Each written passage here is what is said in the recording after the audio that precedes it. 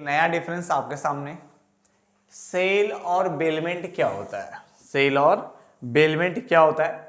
6 point है हमारे पास। Main focus हमारा डेफिनेशन पे रहेगा, यानी जो मीनिंग है कि सेल क्या होता है और बेलमेंट क्या होता है।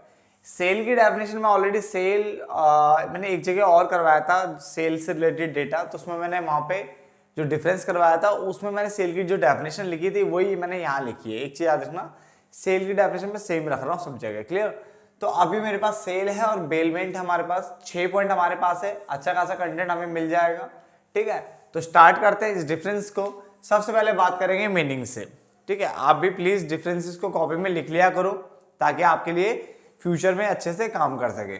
मीनिंग में अगर हम बात करें तो इट इंप्लाइज अ ट्रांजेक्शन, यानी ये उस ट्रांजेक्शन की बात कर रहा है जो कि किसके बीच में होती है? Between buyer and seller.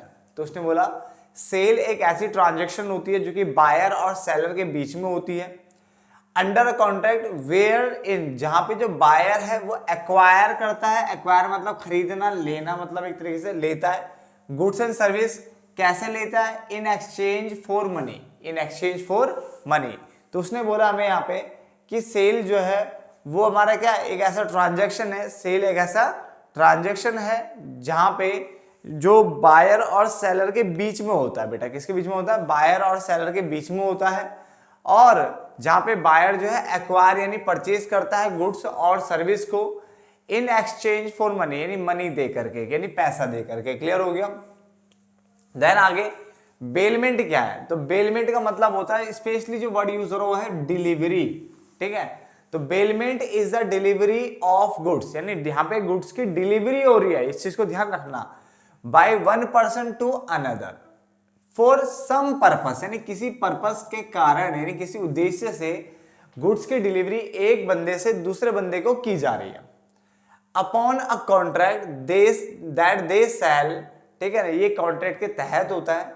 When the purpose is accomplished, जैसे ही पर्पस पूरा हो जाता है, अकम्प्लिश मतलब होता है पूरा हो जाना, तो फिर जो गुड्स होता है उसको रिटर्न कर दिया जाएगा और अदरवाइज डिस्पोज्ड ऑफ, बेच भी दिया जा सकता है according to the direction of the person delivering them.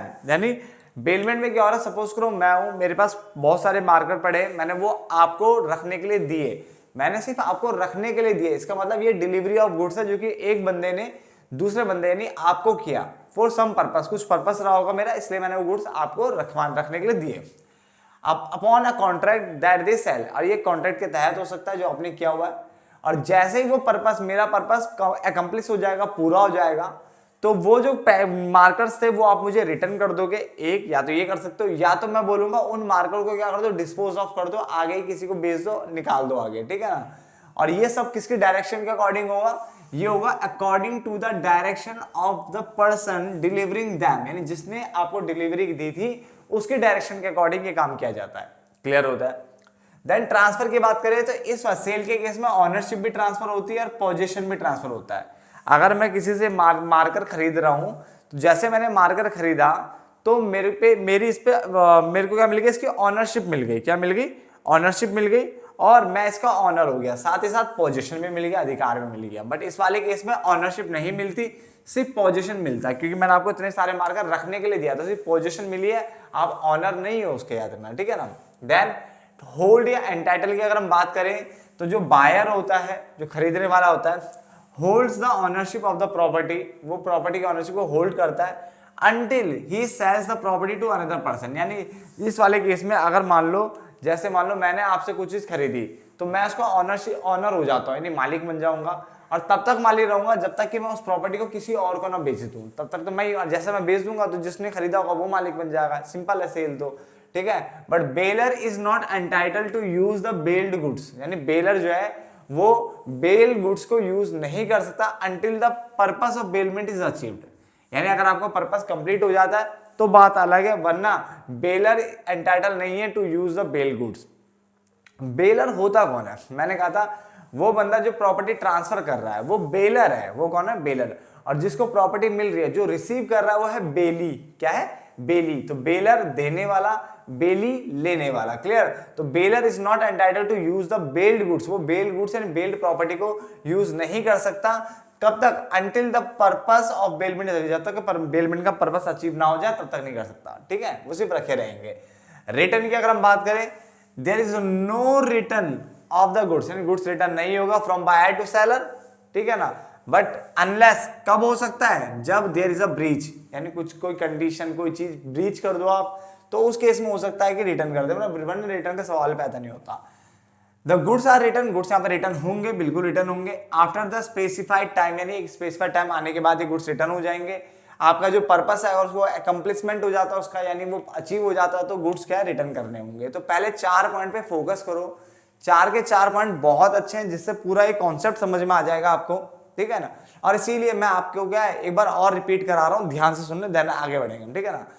मैंने बोला सेल क्या है? सेल एक ऐसी ट्रांजैक्शन है जो कि बायर और सेलर के बीच में होती है अंडर कॉन्ट्रैक्ट, जहां पे बायर एक्वायर करता है, खरीदता है गुड्स और service in exchange for money, जबकि यहाँ पे डिलीवरी ऑफ गुड्स होती है by one person to another person, ठीक है, फॉर सम पर्पस, यानी कुछ पर्पस होता है इसका, अपॉन अ कॉन्ट्रैक्ट, ये भी होता है कॉन्ट्रैक्ट के अकॉर्डिंग होता है, दैट दे सेल, और कॉमा लगा के लिखा मैंने, when the purpose is accomplish, जैसे ही पर्पस का अकम्प्लिश हो जाएगा तो गुड्स को रिटर्न करना हो सकता है या डिस्पोज ऑफ करना हो सकता है, बट ये सब चीजें जो भी करनी है ये according to the direction of the person, ये उस पर्सन के डायरेक्शन में होगा जिसने डिलीवरी की थी गुड्स की, यानी जिसने गुड्स आपको दिया है। देन ट्रांसफर, यहाँ पे ऑनरशिप और पोजीशन दोनों ट्रांसफर होते हैं, यहाँ पे सिर्फ बस पोजीशन ट्रांसफर होता है। देन मैंने होल्ड एंटाइटल की अगर हम बात करें तो यहाँ पे बायर ऑनरशिप को होल्ड करके रखता है, तब तक होल्ड करके रखता है जब तक कि बायर उसको किसी और को ना बेच दे गुड्स को, ठीक है ना। बट यहाँ पे बेलर जो है वो एंटाइटल नहीं है कि वो यूज करे बेल्ड गुड्स को, बेल्ड प्रॉपर्टी को, कब तक? जब तक कि पर्पस जो है वो अचीव नहीं हो जाता बेलमेंट का। नहीं, रिटर्न की अगर हम बात करें, यहाँ पे रिटर्न नहीं होता गुड्स, ठीक है, बायर टू सेलर की ओर। कब हो सकता है? अगर कोई ब्रीच वहां पे देखने को मिले, ठीक है, ब्रीच, यहाँ पे रीच नहीं बोला मैंने, भालू नहीं बोल रहा हूँ मैं, ब्रीच बोल रहा हूँ। ब्रीच मतलब अगर कोई कंडीशन तोड़ दे, कुछ हो जाए, ऐसे दिक्कतें हो जाए, तब जा करके आप रिटर्न कर सकते हो। सपोज करो आपने कोई स्पेसिफिक टाइप का मटेरियल मंगाया था, उसने कुछ और दे दिया, तो आप वापस तो करोगे ना, इस टाइप का हो सकता है। या कोई कंडीशन थी वो उसने फुलफिल नहीं करी तो वापस करना पड़ सकता है, ठीक है। और बाकी और केसेस में कोई वापस नहीं होता, कुछ अगर कोई चीज ब्रीच करोगे तभी वापस होगा। बट यहाँ पे गुड्स रिटर्न होना पड़ेगा एक स्पेसिफाइड टाइम के बाद, या जब आपका पर्पस अचीव हो जाएगा। देन अगला पॉइंट हमारा कंसिडरेशन है। तो कंसिडरेशन क्या होता है? हमारा प्राइस होता है इन टर्म्स ऑफ मनी। यहाँ पे कंसिडरेशन जो होता है वो प्राइस होता है इन टर्म्स ऑफ मनी। अगर मैं कोई चीज खरीद रहा हूँ और उसके लिए मैंने 20 रुपए दिए हैं, सपोज के 50 रुपए दिए, तो 50 रुपए मेरा क्या बन जाएगा?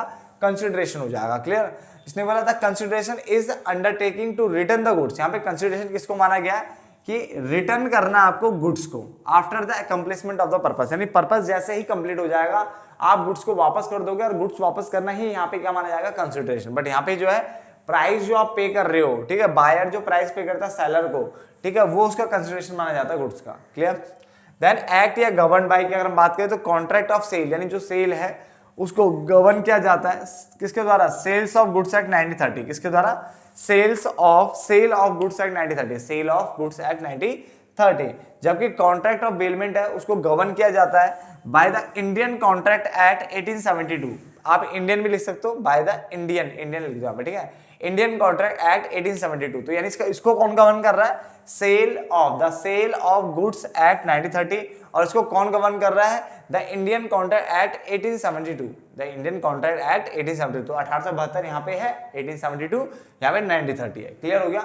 तो होप सो आपको ये डिफरेंस भी समझ में आ गया होगा। मिलते हैं एक नए डिफरेंस में, तब तक के लिए धन्यवाद दोस्तों।